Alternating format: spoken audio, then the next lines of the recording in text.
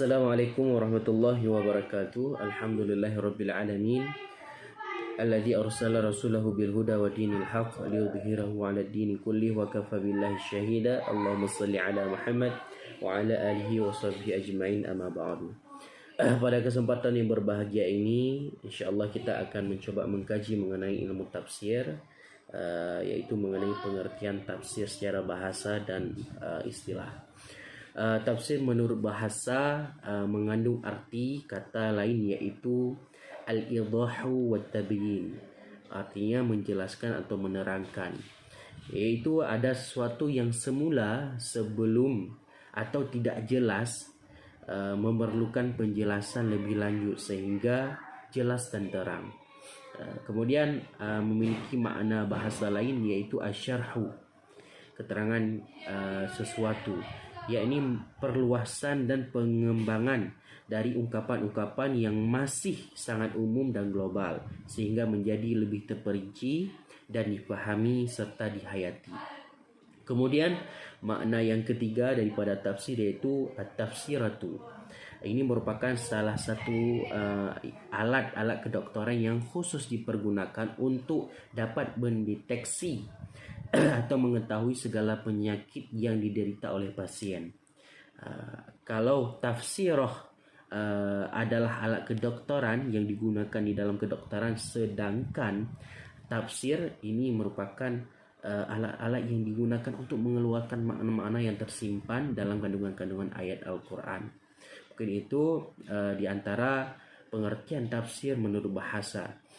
Sedangkan tafsir menurut istilah, para ulama memberikan rumusan yang berbeda-beda karena perbedaan dalam titik pusat perhatiannya.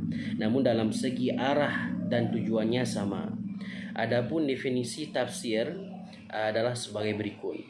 Menurut Syekh Tuhiri Al-Jazari dalam At-Tawjih, tafsir pada hakikatnya ialah menerangkan maksud lafaz yang sukar dipahami oleh pendengar dengan uraian yang lebih memperjelas pada maksud baginya, baik dengan mengungkapkan sinonimnya atau kata yang mendekati sinonimnya itu, atau dengan mengungkapkan uraian yang mempunyai petunjuk kepadanya melalui suatu jalan dalalah.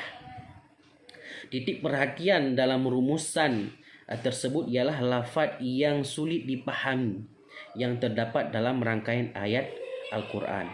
Kemudian menurut Az-Zarkashi, yaitu tafsir ialah ilmu atau pembahasan yang mengkaji tentang pemahaman kitabullah yang diturunkan kepada Nabi Muhammad SAW, menerangkan makna-maknanya, mengeluarkan hukum-hukum yang dikandungnya serta ilmu-ilmu atau hikmah yang ada di dalamnya.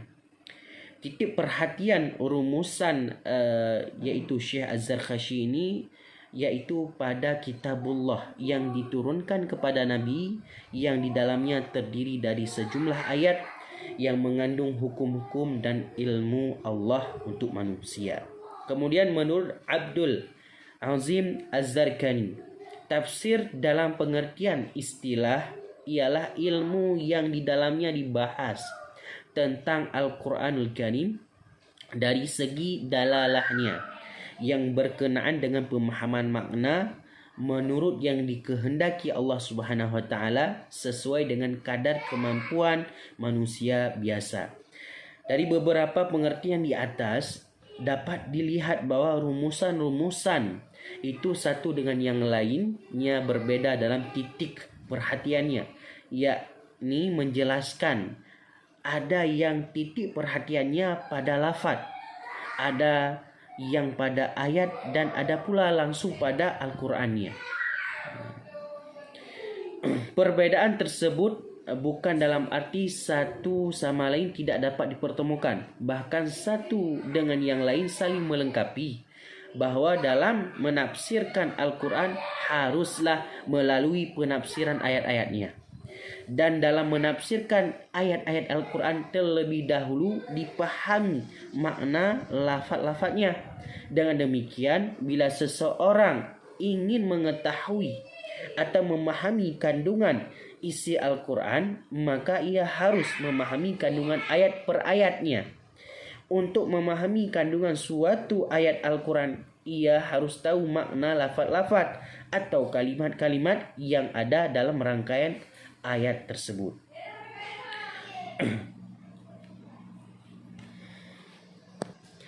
Berdasarkan rumusan-rumusan yang saya bacakan barusan, bahwa tafsir ialah usaha yang bertujuan menjelaskan Al-Quran atau ayat-ayatnya atau lafaz-lafaznya agar yang tidak jelas menjadi jelas, yang samar menjadi terang, yang sulit dipahami menjadi mudah dipahami, sehingga Al-Quran sebagai pedoman manusia benar-benar dapat difahami, dihayati, dan diamalkan demi tercapainya kebahagiaan hidup di dunia dan di akhirat.